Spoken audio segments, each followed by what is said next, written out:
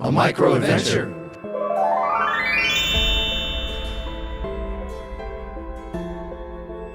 All right, y'all, welcome to the game. I'm pumped to be your dungeon master for this adventure.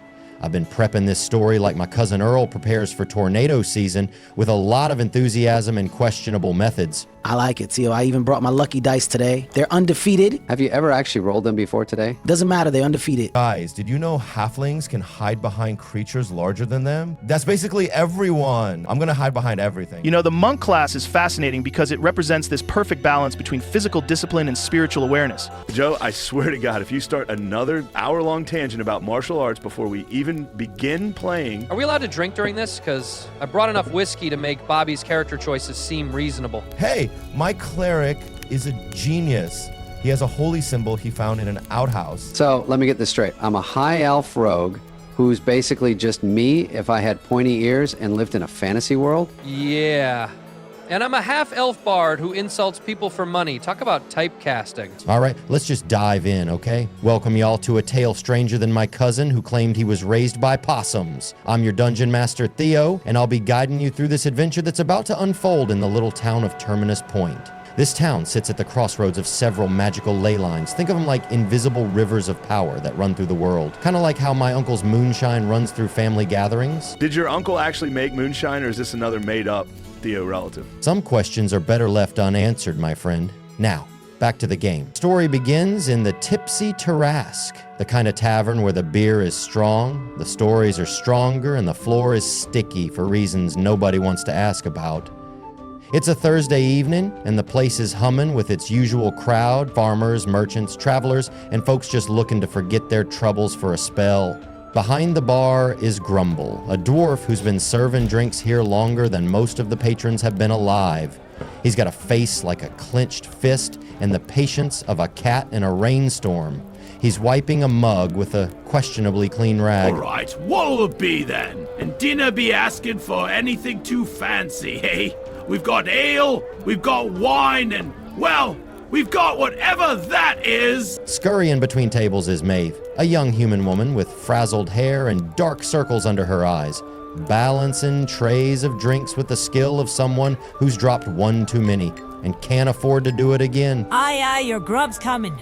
The cook's having himself a creative moment, he is. Last time he had one of them, the stew grew legs and tried to make a run for it. In the corner, by the hearth, sits old Jasper, a human who's seen at least 80 winters and claims to have seen a few more than that.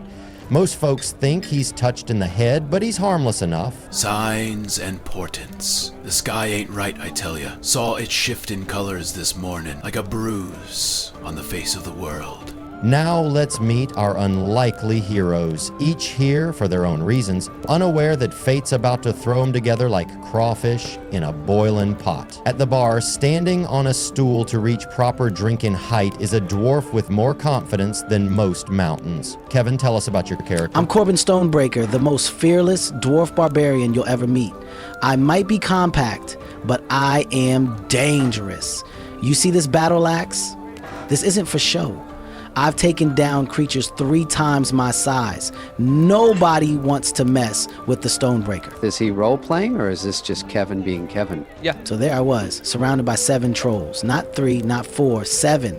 They thought they had me cornered, but what they didn't know is that I was built different. I spun my axe like this. Oi, watch it, Pebble! You chip my mugs, you buy 'em. Sorry, my friend. Just showing these good people how I single-handedly defeated the Troll King of the Eastern Mountains. It's an amazing story. In a shadowy corner, we find a man who looks like he'd rather be anywhere else, nursing a drink and keeping his eyes on the exits. Shane, introduce your character. I am Shaylon Battleborn, former city guard captain until I reported the wrong corrupt official. Now I'm just trying to keep my head down and find work that doesn't involve stabbing people, though I'm pretty good at that part. I sip my drink cautiously and think to myself, 3 days in this town and I still can't tell if I'm being followed. At least the drinks are cheap. I look towards Korbyn's loud storytelling and shake my head.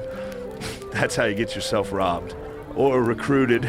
Wait, how do we all know each other? You don't yet. Y'all are about to meet through circumstances beyond your control. That's like life, man. Think about it. Every significant relationship in your life started with a chance encounter that was influenced by countless unseen variables. Joe, please. Let's just play the game. At a small table near the window, a high elf sits counting coins with the kind of expression that could curdle milk.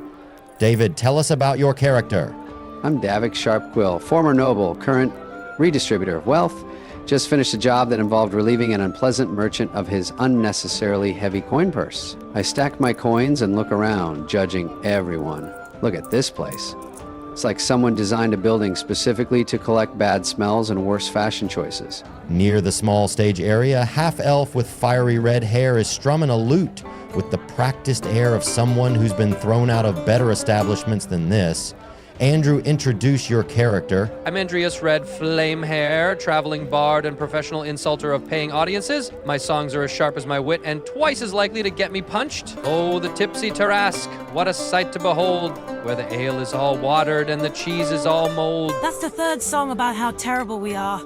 Either order something or find another corner to haunt, Red. My dear, I'm simply providing an honest musical review. If you want a better song, provide better service or better blackmail material on the other patrons. Struggling to get noticed at the Too Tall bar is a halfling in disheveled clerical robes that look like they've been slept in, possibly by someone else. Bobby, tell us about your character. I'm Bobbek Smallfoot, a cleric of, well, whichever god is listening today. I found this holy symbol in an outhouse and have been having religious visions ever since. Or maybe those were just really bad mushrooms. I'm jumping up and down trying to get the bartender's attention. Hello, down here. I've been trying to order for 20 minutes. We don't serve children. I'm 43. And finally, at a table in the center of the room sits a human in simple clothes, deep in meditation despite the noise and chaos around him. Joe, introduce your character. I'm Joreo, Mindseeker, monk of the Open Palm Monastery. I've spent the last decade training my body and expanding my mind to perceive the true nature of reality. I've also experimented with various consciousness-altering techniques and substances in my quest for enlightenment. I close my eyes during meditation and do not open them when speaking this. The energy in this tavern is fascinating. There's a convergence of ley lines beneath this very building. It's creating a subtle frequency that's affecting everyone's aura. If you focus, you can actually taste the color of sound. What is he talking about?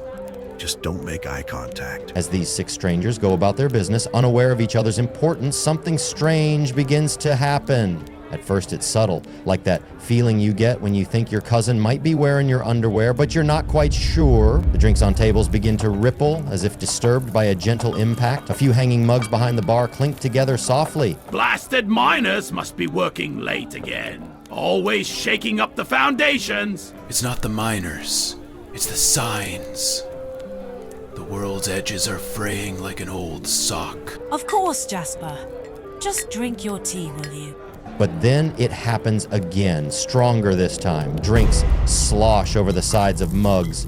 The chandelier sways, and through the windows, for just a brief moment, the evening sky flashes a peculiar shade of purple.